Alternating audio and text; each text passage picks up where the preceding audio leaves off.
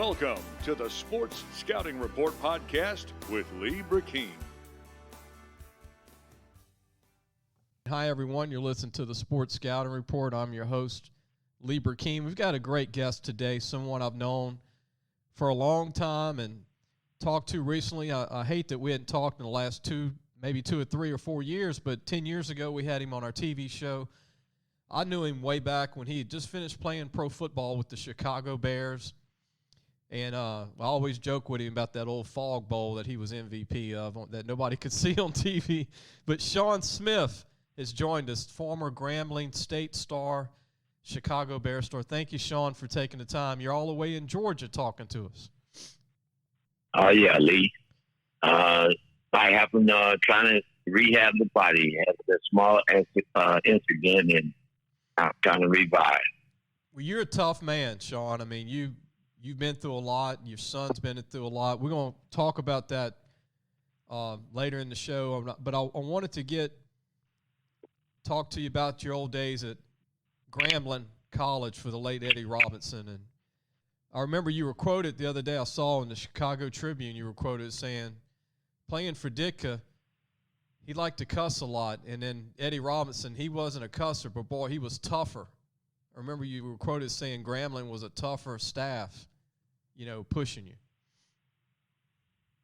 Yeah, Eddie Robinson had a thing about him that every morning he would get up between 4 in the morning and 5 in the morning with a cowbell, walk the building, and every morning ring the bell, and that was our wake-up call. So it was a tradition that you would hear him coming through with this cowbell, and you knew you had to get up. And that was the start of the morning. Our thing that 4 in the morning, 5 o'clock, you knew he was coming. Man, before you went to Grambling, I know that you're a proud Bogalusa lumberjack. You played at Bogalusa, born and raised in Bogalusa, and you were a 4th-round pick of the Chicago Bears. During a pretty good time there. You had William the Refrigerator Perry as your teammate, who you still talk to, and Richard Dent and Steve McMichael. And Coach, I'm calling you Coach, Sean, because you coached a lot right after your pro days. You were helping the kids in Bogalusa when you were in Louisiana. And your school's known for producing some phenomenal players like Kendrick Allen from LSU, went in the 4th round. Played a few years. Orlando Lundy went to Mississippi State as a quarterback. Raji McGee played at LSU as a receiver. Bruce Plummer, Mississippi State. Ronald Fields was a 7-year NFL guy. And the first one was Sid Forney, who was in 1954, was a senior at LSU, played 7 years in the NFL. And we can't forget about Robert Smith. He was a 2nd-round pick. All that talent, man. Sean, why did Bogalusa produced so many good linemen? It seems like there's a lot of big guys that came out here between you, Kendrick Allen, Ronald Fields, Robert Smith that went to Grambling too, but just a lot of gifted big tackles come out of Bogalusa. It's funny you said the name Robert Smith. That's Robert Big Bird Smith, and that's my older brother. And I never knew that, man. I never knew that was your older brother. Yeah, Lee. That's what kind of pushed the issue. A lot of folks never paid attention, but Big Bird is my older brother.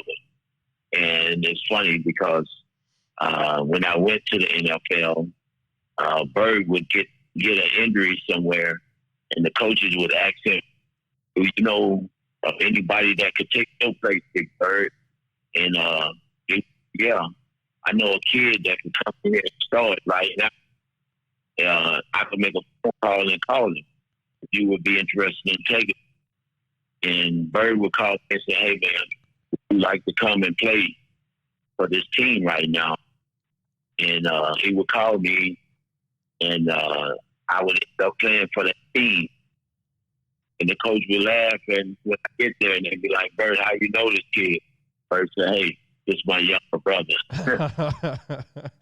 Well, look, Robert was 6'6". You're almost 6'5". Y'all were Bird was 6'9". 6'9". Well, they listed him at 6'6". They need to take that off the NFL site, Sean. They got him at 6'6". 6'9", man. Yeah, yeah.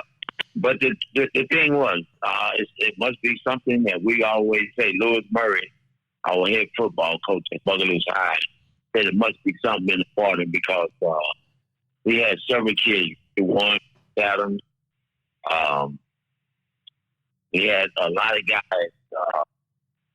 came out that year. 83. I was starting line, average 6'5" to the size of 6'9" coming out of high school. Man, and you don't see that at Bogalusa now. You'd be lucky to see a 6-foot lineman at Bogalusa right now.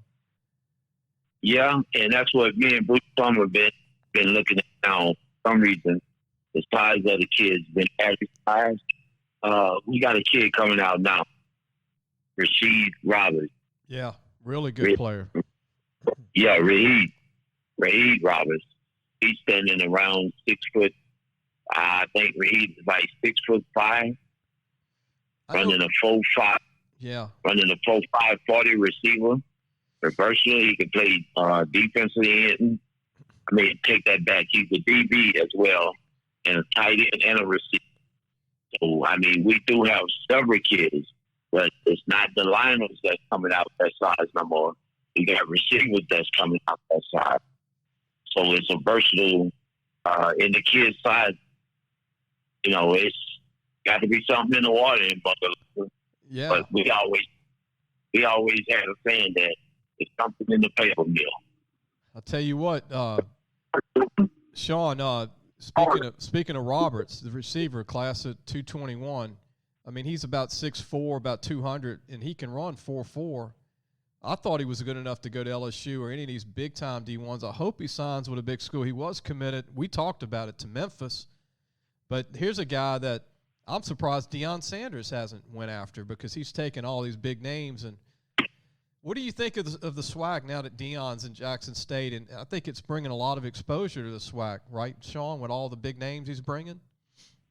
Oh, yes. It's definitely a leeway. With Deion coming aboard, it opened up a lot of eyes to the SWAC, which I could say from the past that already had that name.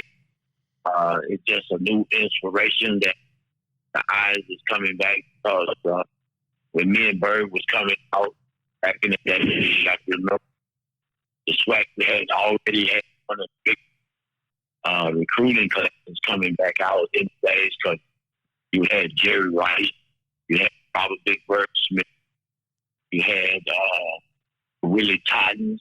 Yeah. You know, you had the Jackie Walker, you had the Walter Payton.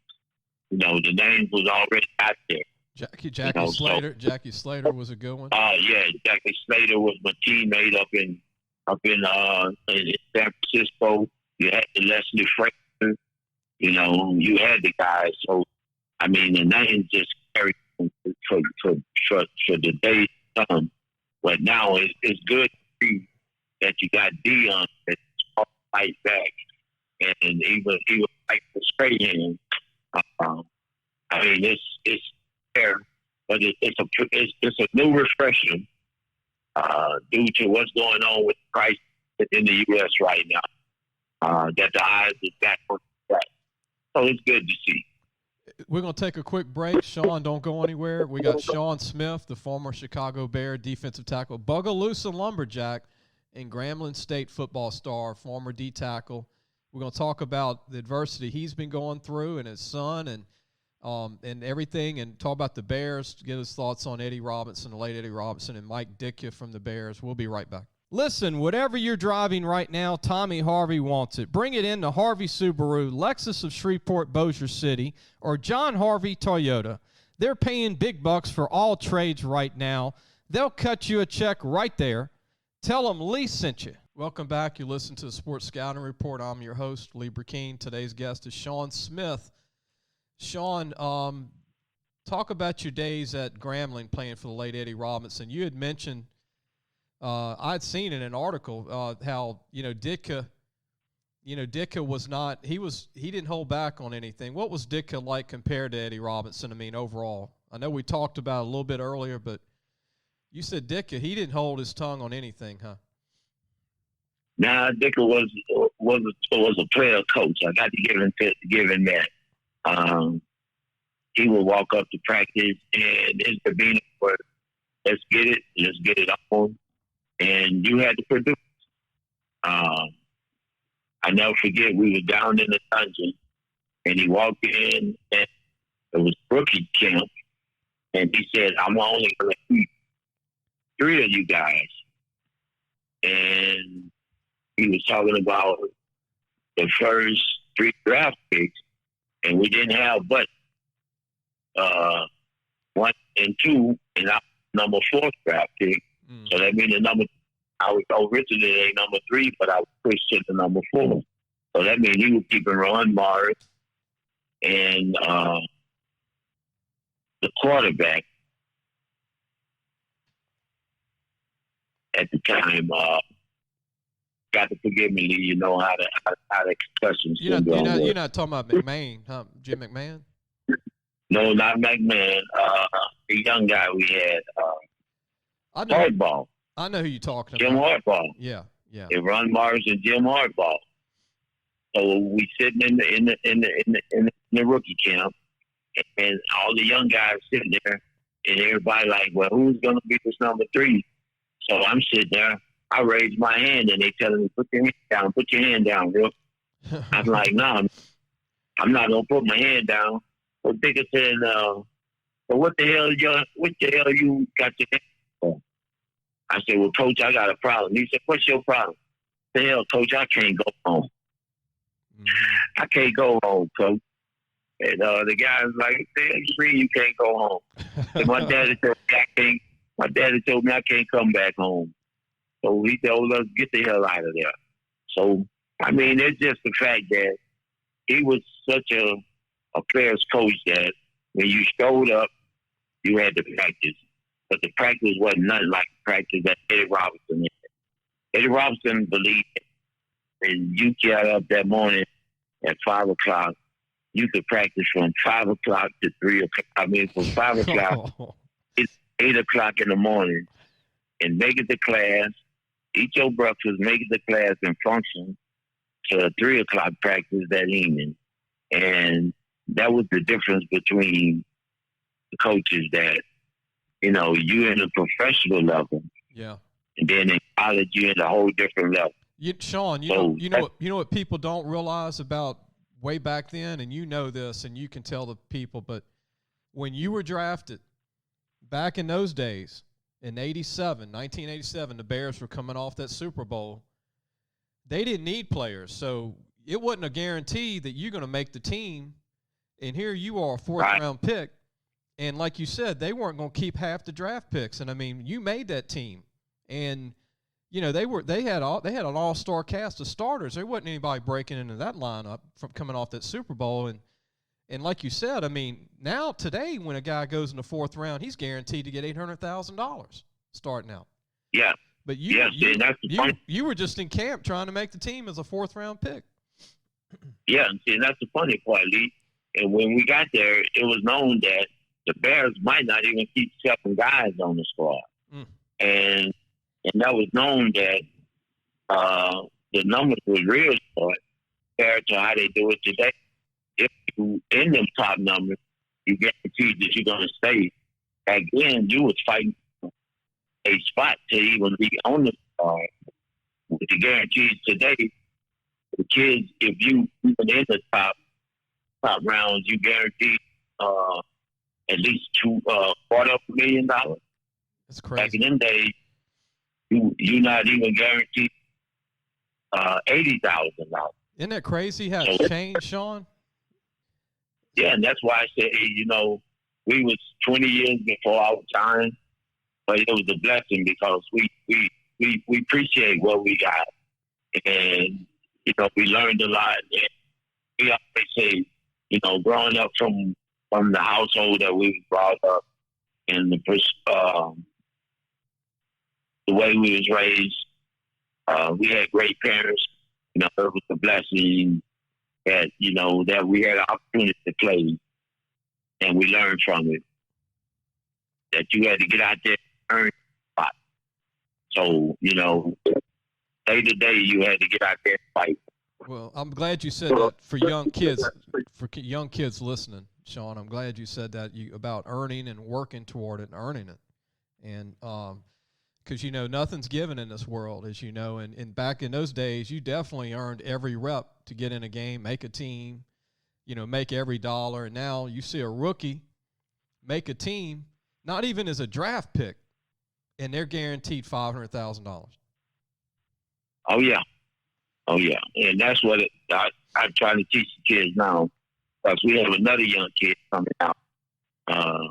Brecheen Robinson has his first cousin, which is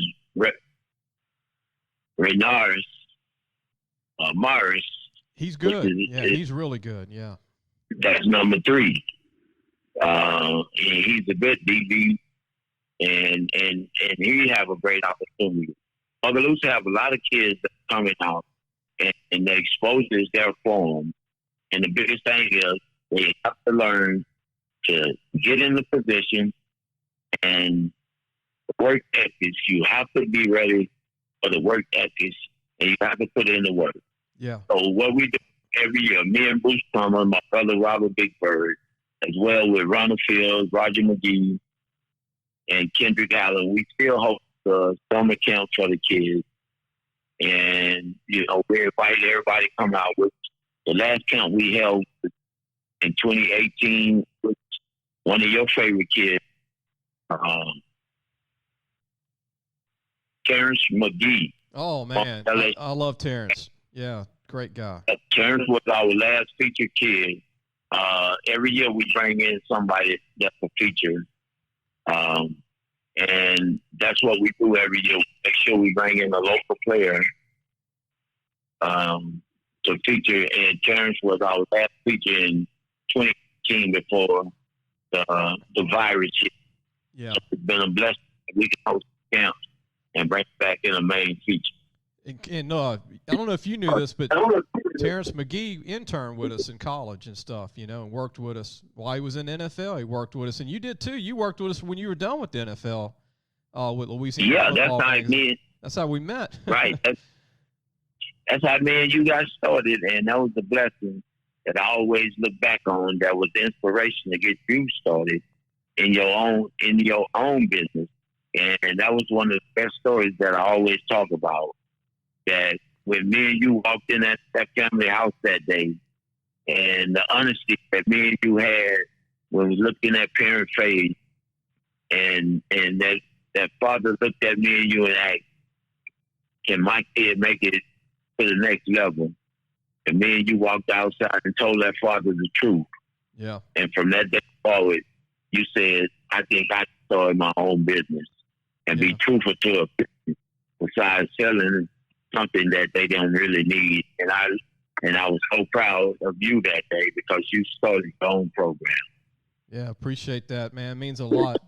Saying it coming from you, Sean. And we're gonna take a break, and when we come back, I want to talk about you currently, and you've overcome a lot of adversity with the NFL and injuries and with your neck and everything. We'll talk about that when we come back. You're listening to the Sports Scouting Report. Our guest is Sean Smith, former Chicago Bears D tackle, Grambling State, and we got to mention those Bogalusa Lumberjacks. That's where he went to high school, where he was All-State, All-American. We'll be right back.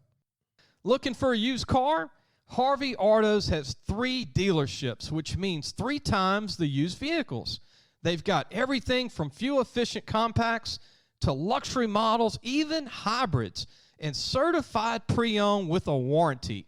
Check out John Harvey Toyota, Harvey Subaru, or Lexus of Shreveport, Bossier City. Welcome back. You're listening to the Sports Scouting Report. Our guest is Sean Smith, former Chicago Bear, Bogalusa high school star, Grambling State All-American. Sean, you've had a lot of adversity, in the last few years. You had a neck injury to where now you're having to live in Georgia to be close to your doctors and your facility. Tell everybody about what happened to you and how you fought, and you've actually had to fight the NFL for your pension, and you've had a lot of stuff that has went on in the last few years. Yeah, Lee, I recently had to take the NFL on I was ended up with away from the NFL with double hip replacement. I was duly compensated for that, and I was able to take them on and get my disability. And with the NFL concussion situation, I recently took a fall at the YMCA in Baton Rouge, which left me with bone spurs in the neck with an injury to the C3, 4, 5, and 6 that caused me to be paralyzed. But by the grace of God, I have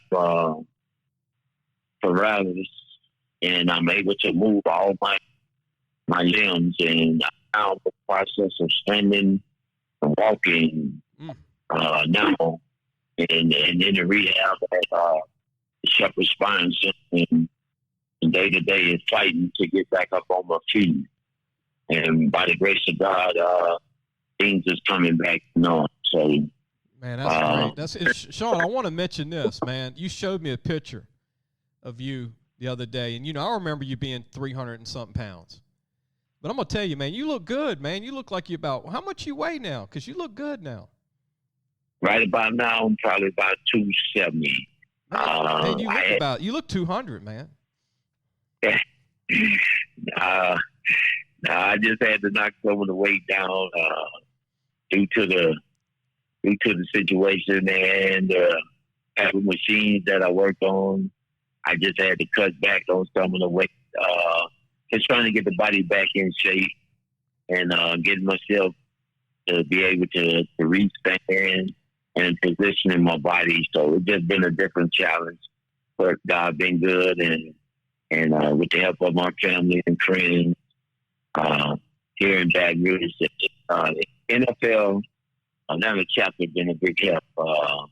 Bobby Howard played at the University of Indiana by way of Tampa Bay Buccaneers and Green Bay back in the 80s.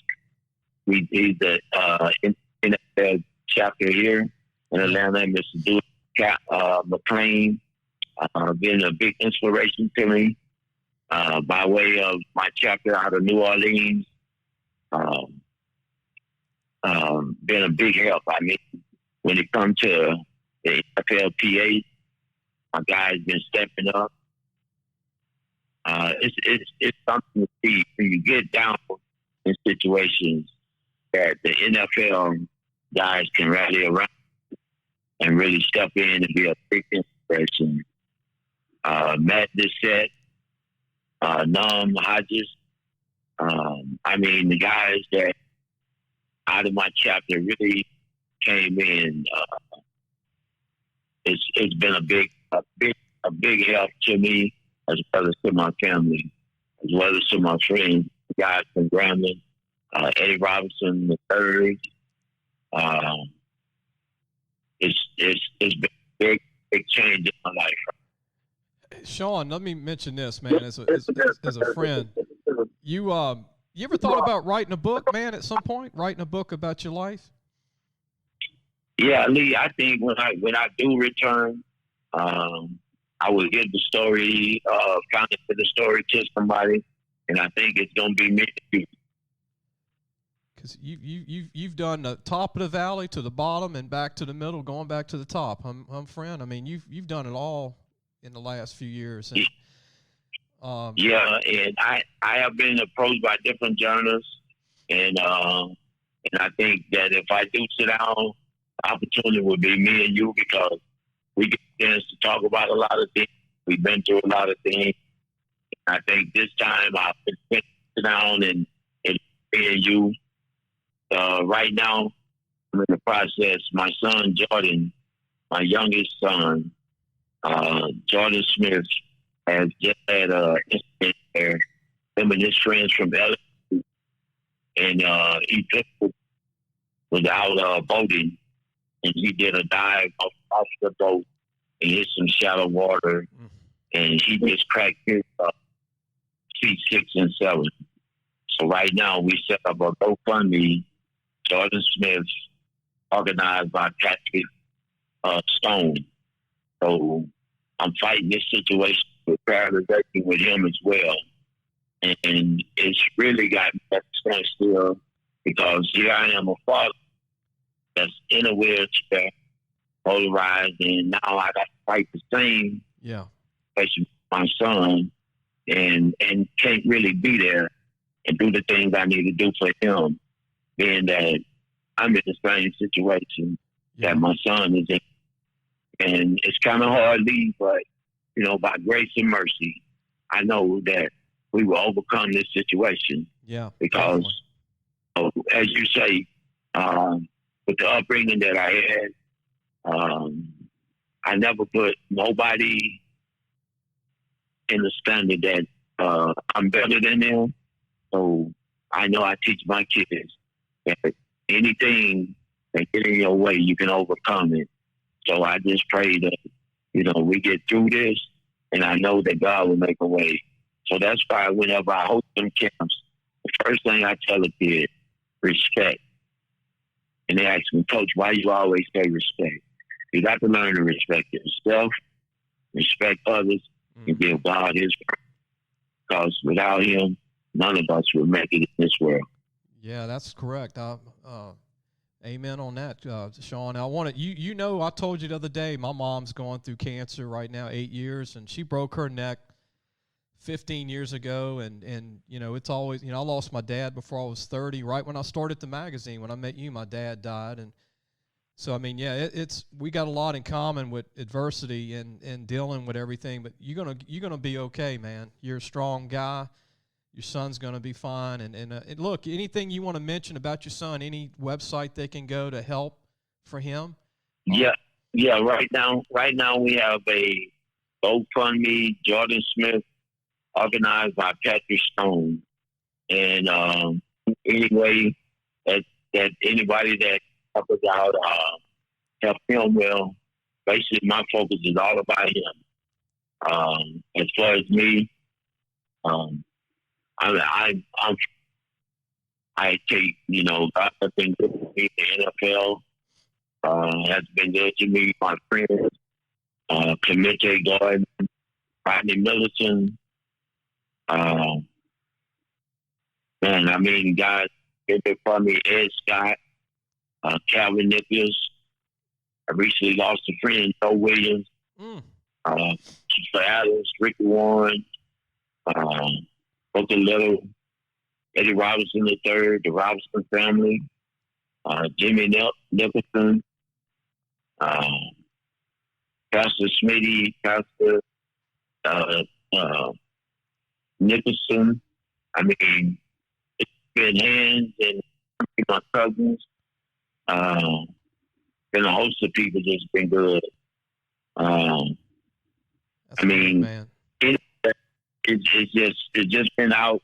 It's been outpours of friends and family. So, whatever can be done to help Jordan, that's been my outcry right now. Yeah. And Lee, it's been a blessing to cross paths with you because I know that you can do so much for the kids, state of Louisiana, and worldwide, because your magazine have been a blessing for a lot of kids in our state because the exposure through you have advanced with the kid that just won the Heisman Trophy. That's been the most exciting thing that we see in our state right now. Is the Heisman Trophy won. That's a blessing to the surrounding parish in Louisiana, right? Yeah, Devontae Smith was phenomenal. Amite High School. Not far from where you grew up. Not too far. Amite's not that far of a car ride from where you were raised. You know, like you said, those people. Everybody knows everybody from Amite to Bogalusa. Everybody knows everybody from those towns. You know, to Independence to all those areas. We're gonna take one more break, Sean. Bring you right back, and I want to get your thoughts on some of your ex-Chicago Bears players. I know that you still talk to the Fridge from time to time. He's had a tough go lately, you told me. And we'll talk about we'll have the final segment with you, my friend. We'll be right back. You listen to the Sports Scouting Report. Our guest is Sean Smith, formerly Chicago Bears. We'll be right back. So, hey, guys, just wanted to take a minute to tell you about Harvey Autos. If you need a new or used car, there's 3 great dealerships right here worth checking out. John Harvey Toyota, Harvey Subaru, and Lexus of Shreveport, Bossier City. Low prices, honest people. Tell them Lee sent you. Welcome back. You're listening to Sports Scouting Report. Sean Smith's our guest. I'm your host, Lee Brecheen. Sean, you were really fond of William the Fridge Perry. Y'all hit it off when you were a young guy with the Bears, and he was an older guy, and he was always already famous, running the football, scoring a touchdown in the Super Bowl. But you said Williams had some, he's had some fights too, and the game, the commitment to the NFL or any sport, it's physical, and there's guys like, you and all these other guys that you played with. I mean, now that you're in your 50s and 60s, that's why this pension's so important, right? Like also with William the Fridge Perry. Yeah. When you approaching this game, you don't think about the older years. It take a toll on your body as far your eating habits, the things that you put into your body, your weight situation. So you run into problems like diabetics, IBC, as far as personal situation. We wasn't aware of that from the older years. So situation come up, and if you was to ask any guy, would they do it again? 9 out of 10 times they tell you yes, because the love of the game is good, but the injuries come with the game. Yeah, and it's just that you faces. But Lee, I mean, when you go, it's like a job. I mean, you go in wholehearted and you put everything you got into it. And obstacles get in your way. You have to be ready to just face it and move on. So, it paved the way. Thank God for it, because I was able to give mother and father the chance to live the life that they deserve. So it was best for me and my brother Bird to provide for our family, to give my sisters and nephews and nieces and brothers to have a better way of life. Yeah, Sean, that defensive line for Chicago was one of the best ever. I know Pittsburgh had a great one, Mean Joe Green and, Greenwood and those guys. But you talking about William Perry, Richard Dent, Steve McMichael, yourself, and a couple other ones. Wasn't that one of the all-time great D-lines for the 5-year period in Chicago? Yeah, we was ranked number 1 defensive line, defensive team in the nation every year I was there, and it was a pleasure, because we was able to rotate the front 4, and the blessing that I had advantage over the rest of it, because I could play all 4 positions. I could start the game at one and move across the whole front end, and that was a blessing. I think that kind of made a difference between me and my brother Bird, because being able to beat tackle and D-end on each side of the ball is an advantage.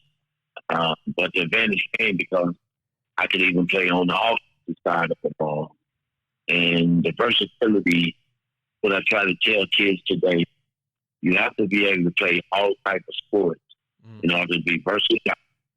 But a lot of kids only stuck in one sport, one position, and I call that crippling a kid, because back in the days you had to be versatile, right?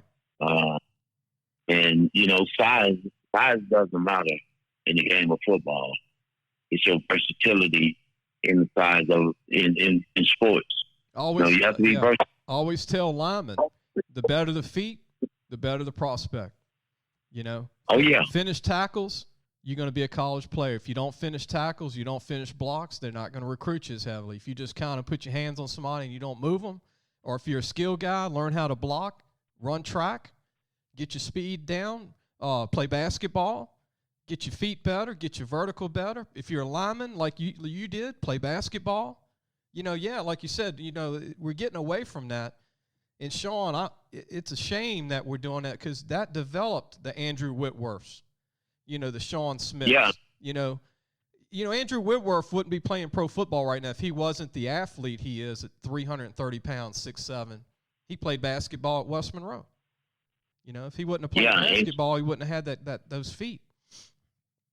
Yeah, that's the problem we run into now, Lee. When you talk to kids, they gear toward one sports, one position because the coaches are telling them and their parents are telling them this is where you belong. No, you are a kid. You are able to learn different things and participate in different things. The best athlete is a versatile athlete. So you can go out and participate in every different sport and succeed at it. You can really gel and see what type of athlete that you really can be. That are the better athletes to me, when you can step outside of your comfort zone. Yeah. And that's the difference to me. That's when you got a ball player. Hey, look, I want to mention this, Sean. You remember, Kendrick Allen that played at Bogalusa, played at LSU, was 6'6", 310 pounds, ran like a 4.640. You know what I remember about Ken, Sean? I remember going to a Bogalusa football game, and he was a running back for them. And I said, oh, my goodness, who's going to tackle that 6'6", 320-pound running back? And there was no fat on him. And when he got the ball, it wasn't fullback running. It was tailback running. He was smooth, lean, and he was a nightmare for these high school kids. But he didn't say, no, I ain't going to play running back. He said, I'm going to play wherever I can help this football team. Play D-line, O-line, running back, tight end. He played tight end. He did it all. And an example, I hope kids are listening to this and mom and dads, but that helped him become a better player. But, remember Baby Davis that played basketball at LSU? He was a running back. He was a running back at U High. Right. So, and like you said, you and Big Bird, your brother, y'all played a ton of positions at Bogalusa, even though y'all were big guys. Ronald Fields did the same thing, and Bruce Plummer or Orlando Lundy played at Mississippi State. But, Sean, I was just glad to have you, man. I told you the other day, we mentioned you on the podcast, and I think it was something in the spiritually, because you called me the next day. And it had nothing to do with me mentioning you on the podcast. About when I mentioned Raheem Roberts the other day from Yale High School, I mentioned your name as one of the all-time greats, and then you called me the next day, which was great, man. Yes, indeed, Lee. It's always a pleasure, man. Me and you started when I left the NFL, and we started right there walking the streets of Baton Rouge, helping kids to be recruited in the state of Louisiana. And that was our start here. And we found our way where we needed to be in Baton Rouge. You went into the sports, and I went into the hospital helping the needy. So it's been a pleasure being part of Baton Rouge and helping the kids of Louisiana. I started doing the camps, and it is getting college one way, and you took it in another way by starting your sports magazines and interviewing and producing on air. So it's been a blessing that we still in the same situation and helping kids. And I thank God that our paths that crossed to this day, because I still go out and pick up kids and take them to Grambling and Jackson State, Southern, and we host cookouts. Me and a bunch of Florence and Grambling guys, Bo Hookfin family right there out of Kentwood, Ed Scott out of New Orleans, and Christopher Adams. We all get together. Oscar Lee out of Alexander, Eddie Robinson III. We gather up and we cook out for the kids, and we bring them up to them, and we give them the opportunity to see what the gathering of homecoming look like. So if they want to go to college, we probably bring in about 200 kids every year to Grambling and get signed in. That's been a blessing. We've been doing that since 2004. So I thank God for the opportunity that in the path that we crossed in the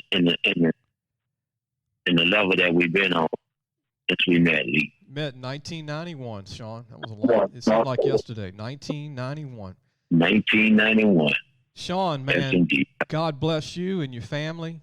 Prayers, you're getting them from me and my family and your son, and I know everything's going to work out. And I'm going to tell you, I can see I can see you having a phenomenal book one day to tell your story. And look, keep doing what you're doing, Sean. And look, keep them people. I know you're going to even help kids probably in Atlanta, even though you're in Georgia right now with everything. But I think you're a positive person. If people like you is why young men have a chance to go to college, because you're trying to help them. Whether they're your cousins, whether you're your friends, you're just trying to help kids. But look, Sean, get some rest. Stay in touch with me. I'm going to stay in touch with you. And, again, I'm honored to have you on today, man.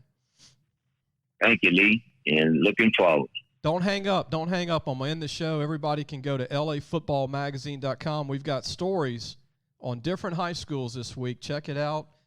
Speaking of helping kids, Sean, our little editor, Jace Lejeune, wrote stories on different kids and coaches around the state. We've got some great ones.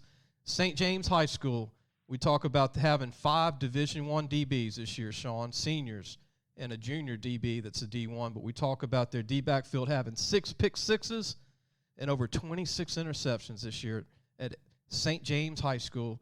We'll see you on Wednesday. Thank you.